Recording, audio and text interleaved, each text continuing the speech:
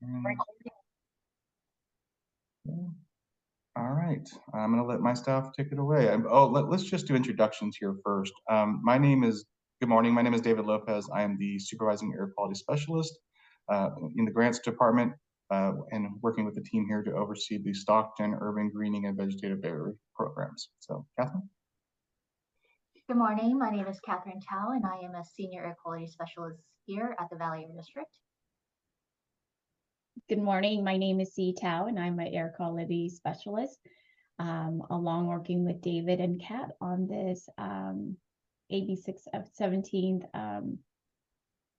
proposal, RFP proposal. You guys see the presentation on the screen? Yep, that's good. All right. Yes. Here we go. Oh, did I go back? No. Okay, go ahead. All right, well, first of all, we want to thank you for taking the time to attend the informational meeting today. We are excited about the request for proposals for the Urban Greening and Vegetative Barriers program in our Stockton AB 617 community. And today's meeting is to go over the RFP and answer any questions that you may have at the end of our presentation. Urban greening and vegetative barriers are two separate programs that have been identified by the 8B 617 group as projects that they would like to have in their community. And David, let's go back to the previous slide. Oh, sorry. Thank you. Thank you. These two programs are guided by the shared experience and knowledge of the local community members through their inputs and involvement in steering committees and subcommittees. The goals of the RFPs are to select a local eligible entity that can apply for funding to implement urban greening and vegetative barrier projects in the Stockton AB 617 community. These projects will provide opportunities to work with the community to reduce exposure to emissions and provide several key co-benefits to the area. Next slide, please. Sorry. For background, Assembly Bill 617 requires that the California Air Resources Board and air districts develop and implement additional plans and measures to reduce air pollution exposure in disadvantaged communities. The urban greening and vegetative barriers emission reduction programs are a part of the California Climate Investments, a statewide initiative that puts billions of cap and trade dollars to work, reducing greenhouse gas emissions, strengthening the economy, and improving public health and the environment, particularly in disadvantaged communities. Furthermore, some key benefits of urban greening and vegetative barriers include shade to sidewalks and streets to encourage active transportation, shade to buildings to reduce energy consumption, reduction in water usage through water-efficient irrigation methods for native and drought-resistant vegetation, as well as a reduction in noise pollution from trees near freeways. In terms of funding, each program will provide up to $1 million for the selected applicants to implement the projects. The applicant must be in compliance with applicable state and federal conflict of interest laws, as well as disclose any additional funding sources to the district. However, additional funding does not preclude participation, and applicants may leverage funds to expand projects. Match funding can be included as part of the proposals, but it is not required. For the contract period, the selected applicant would commit to the project for a minimum of 10 years and plant the trees or vegetative barriers within the first 3 years. The selected applicant would be responsible for maintaining the project, complying with program requirements, and make the projects available for inspections as requested by the district and the Air Resources Board. Eligible applicants include joint powers authorities, special districts, nonprofits, tribal government, and public agencies that can carry out the projects. Other criteria include ensuring that the property taxes are current for the projects and that the projects meet the necessary permits, CEQA, and other requirements as listed on this slide. In addition, the applicant must be the property owner, have documented authority from the owner, or provide a demonstrated plan to obtain the authority from the property owner to plant trees or vegetative barriers on the site. As mentioned, the selected applicant will commit to a 3-year project implementation and a 10-year contract period with access to inspection as needed. Yeah. Eligible projects must be located within the Stockton AB 617 community boundaries, where applicants may highlight locations in their proposals that take into account local community air monitors.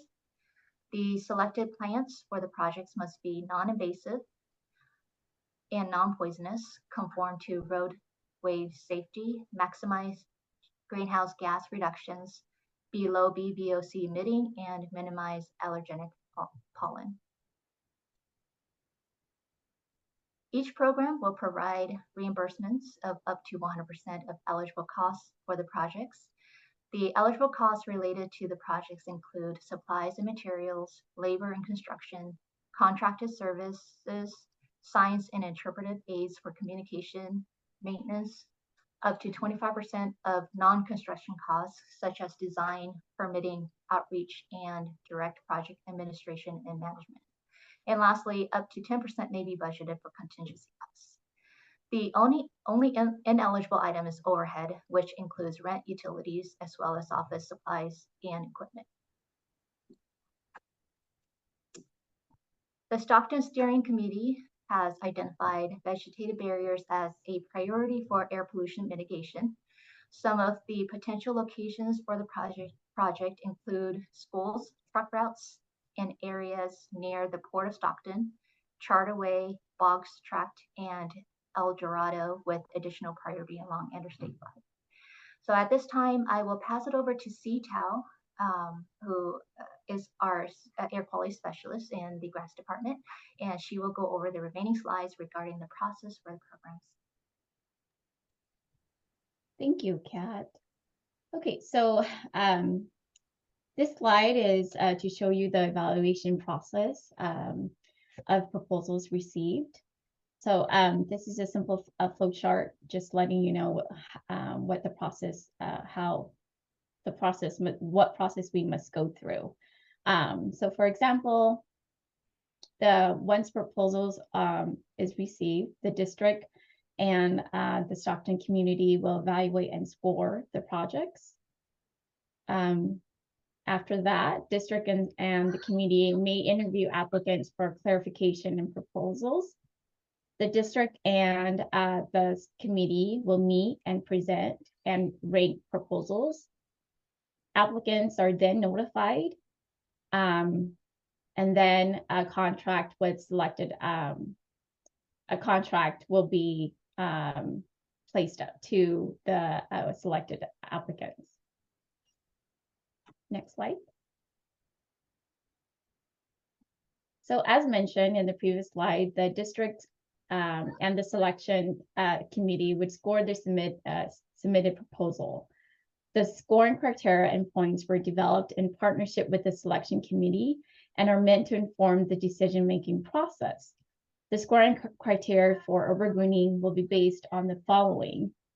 So as you can see, there is criteria for cost effectiveness, exposure benefits, co-benefits, species selections, project readiness, supporting documents to demonstrate the ability of efficiently and effectively implement overgreening projects. So within each of these criteria, there's points available as well. So as you can see, cost effectively obviously will be points available from 0 to 25, exposure benefits 0 to 25, co-benefits 0 to 25, species selections 0 to 10, project readiness 0 to 10, and supporting documents 0 to 5.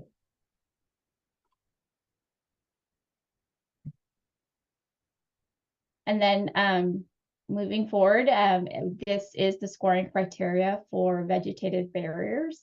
It is somewhat similar to the overgreening, however, there is, with the criteria, there is some things that have changed. So as you can see, there is still cost effectiveness, exposure benefits, co-benefits, species selections, project readiness, supporting documents, and then added utilization of baseline air monitoring data within the vegetative barriers.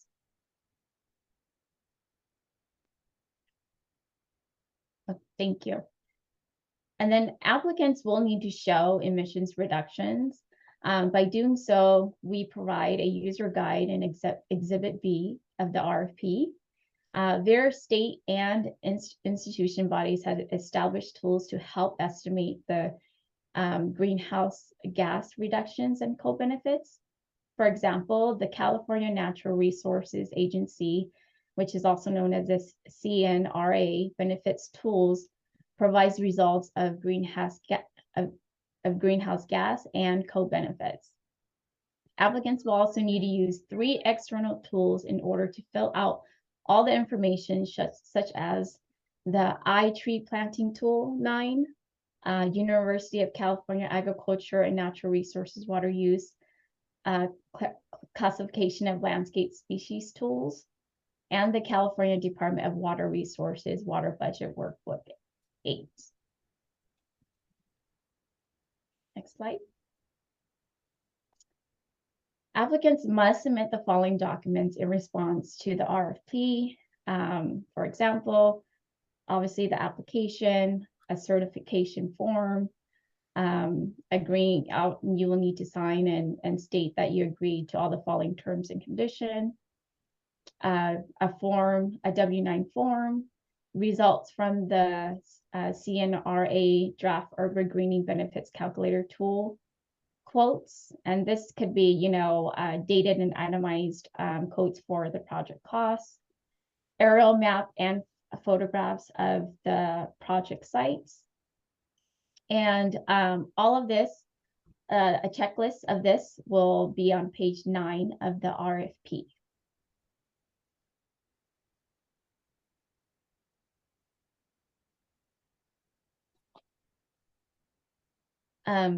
This slide is to show you a flow chart of the program process.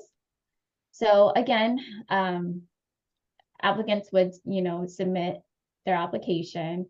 The district and the selection committee will review and concise.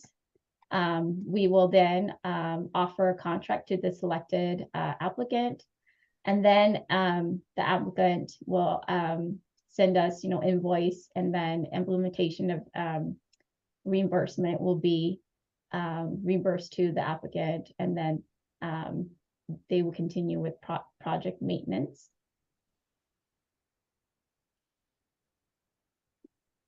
And then again, this is just to show you a schedule or timeline of what we are projecting as far as for dates. The RFP was released on October 3rd. Our deadline will be November 17th for any proposals. And then the district and the city selection committee will have approximately about 90 days to review the proposals and also get back to them in regards to the final selection.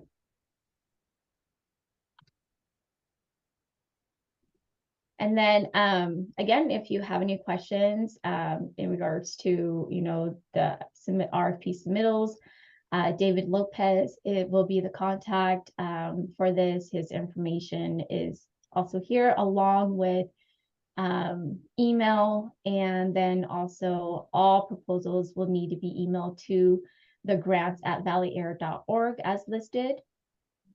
And the subject for that would be Stockton Urban Greening /vegetative application.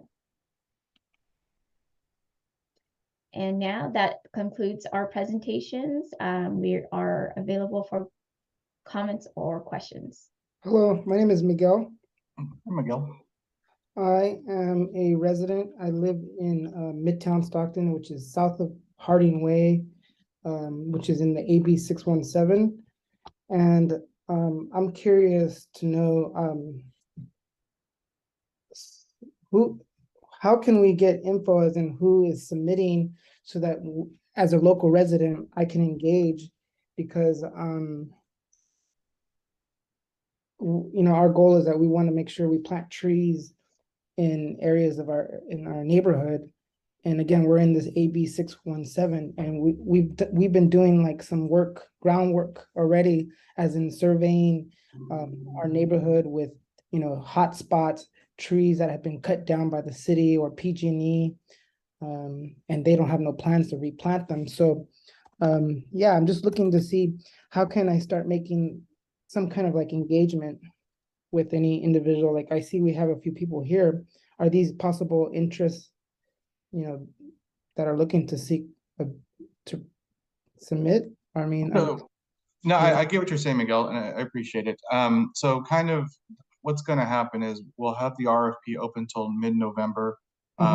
In the meantime, if you want, you're more than welcome to email me directly any any locations that you and your group have seen that you're interested in having as part of the potential projects. Once we begin doing we will have another CSC meeting. We might be going back to the tree subcommittee. I would recommend those are public meetings you can come and attend.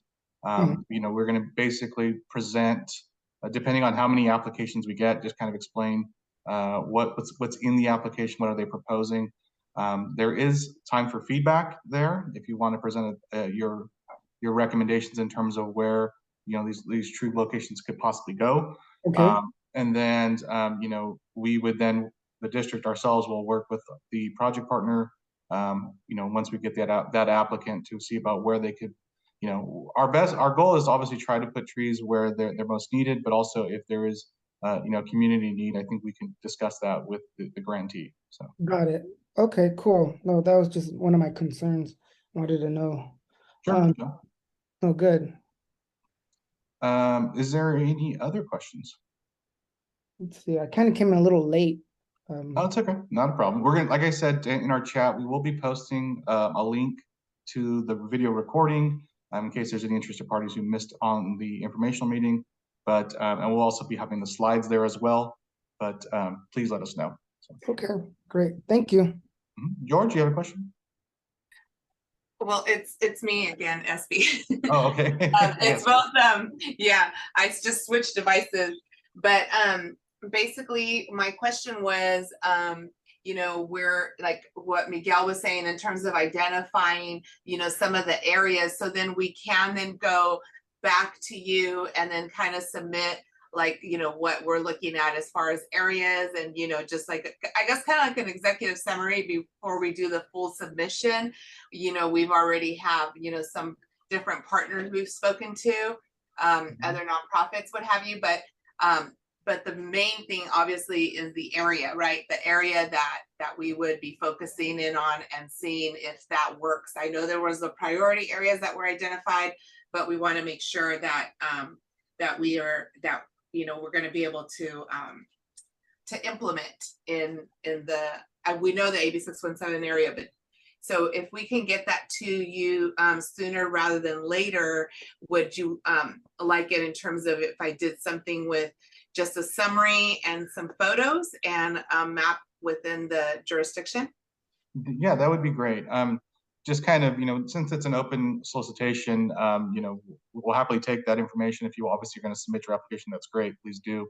And then, I think, just kind of what we see from the application, we understand that talking with some of the other potential partners, in not just in Stockton, but other areas, they may not have a finalized list of where they have maybe some potential places.